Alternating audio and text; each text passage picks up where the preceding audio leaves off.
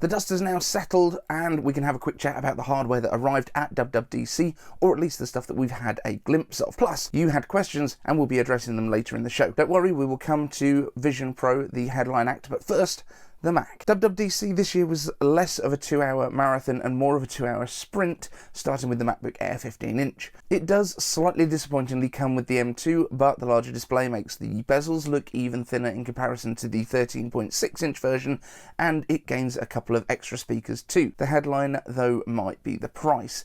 The M2 13-inch Air got a price cut of $100 down to $1099, with the 15-inch starting at $1299, at least a couple of $100 less than everyone thought, with a full-fat, unbinned 10-core GPU at the price as well, while the 13-inch starts with the 8-core variant. All round, it's pretty good, and in retrospect, I don't think that Apple would have brought the M3 to the table as well as the price cut. If nothing else, this bodes well for the M3 actually being 3nm. Then of course we got Mac Studio and Mac Pro, both with M2 Ultra and the M2 Max available in the studio. In retrospect, many wondered why the Mac Pro exists, given the chip choices, with Team Kinetics asking iCave Dave, what PCI Express peripherals can the Apple Silicon Mac make use of?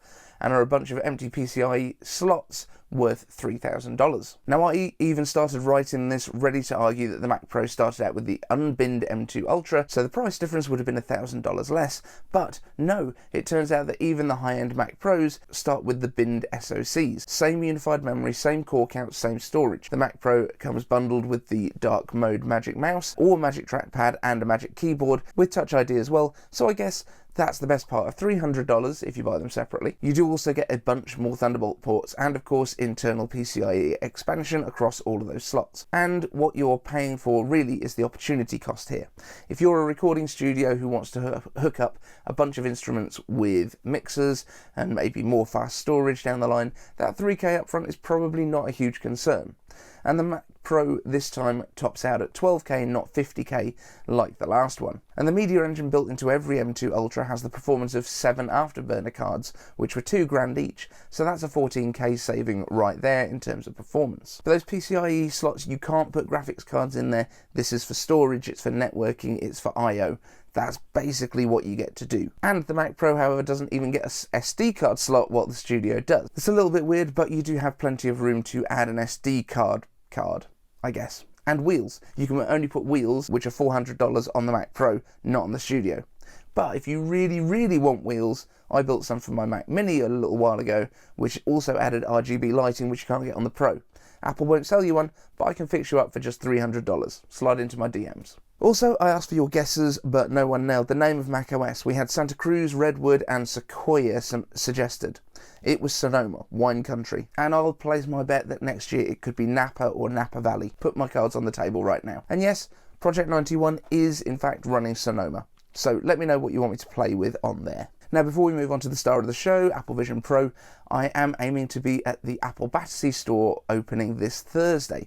Fingers crossed we'll even get to see Tim Cook, so if anyone else is heading over to London for this, please feel free to hit me up and say hi. So onto the Vision Pro. The rumours got some stuff right and a decent amount wrong. First, there doesn't seem to be any carbon fibre in this, at least not that was mentioned or shown. It did get dual processors, but instead of a pair of M-series chips, it's an M2 and an R1 with the R Reality chip, dealing primarily with all the sensor data because you've got 12 sensors, scanners, cameras all over this device. The displays are in fact more than 4K, presumably around 4K resolution across, but then a little bit taller, so a bit of a squarer aspect ratio for each eye. The price was higher than expected at $3,499, which has been mocked in the press hugely. $3,499 is the starting price of a 16-inch MacBook Pro with an M2 Max inside. And there's been a lot of people complaining about it, but you know who hasn't said that it was underwhelming or pointless?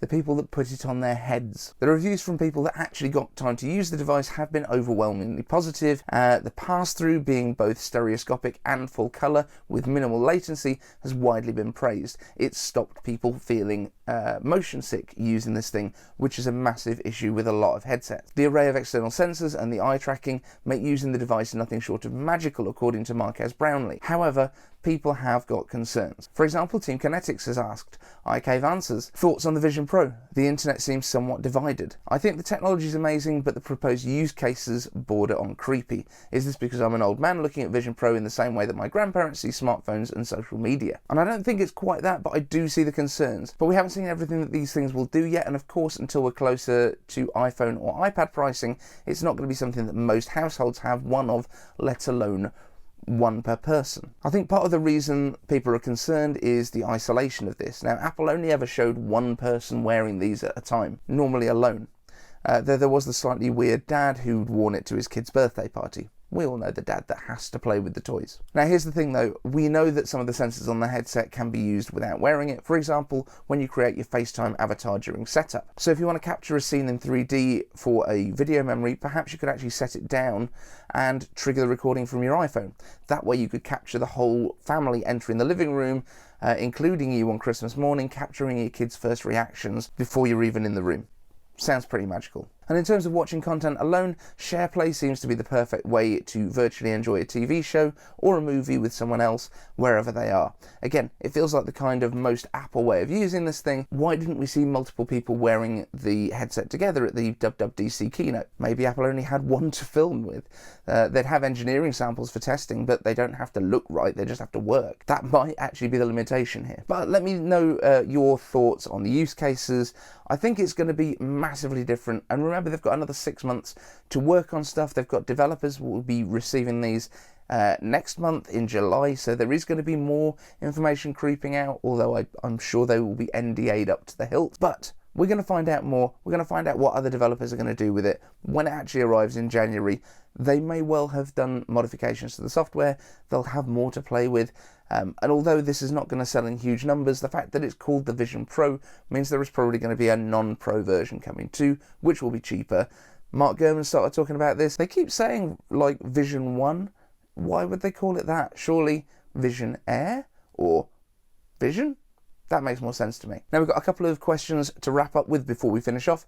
Evan Rogers asks IK Vance's, now that Apple has released Pro iPad apps, how will people complain about iPad software? Oh, there's still plenty to complain about. Don't worry, it's not a Mac yet. And I still don't think it should be. You know, we're getting closer. You can now move your windows around in that god-awful Stage Manager thing. Having the extra stuff that you can do is always great. Having extra steps that you can do is always great. The fact that this is controllable with the pencil and not just a direct port that you have to use a trackpad and a keyboard with is great. I just hope that people acknowledge the fact that it is different and don't try to force all of their workflows from a Mac onto the iPad as is, because that's not what it is. It should be its own thing. But yeah, there's definitely still going to be stuff for people to complain about. And Team Kinetics asks, IK Answers, with so much news from DubDub, people aren't asking the big questions. When will we see or hear about sideloading or third-party App Store support on iOS? Now, I didn't expect that they would put this into the keynote because A, it's only for Europe and it doesn't sound like it's going to go anywhere beyond that. And B, I don't think they actually need to do it until next year. I think we were expecting that they might do something with it now, but it might well be a press release. It might well be something they do very quietly. It's not something that they want to promote. It's something that they legally have to offer, I think, next year. So I wouldn't expect it until the day before. Maybe they legally have to, or maybe a bit after that. Let's see. But thank you so much for watching, guys. I am planning to make some videos this week on the software that was released at WWDC as well, because it's a software event, as everyone keeps telling me, apart from all this hardware that we got. Thanks so much for watching. Thank you to the Patreons, and we will see you in the next one. Want the latest Apple news, leaks and rumours? Subscribe and ring the bell.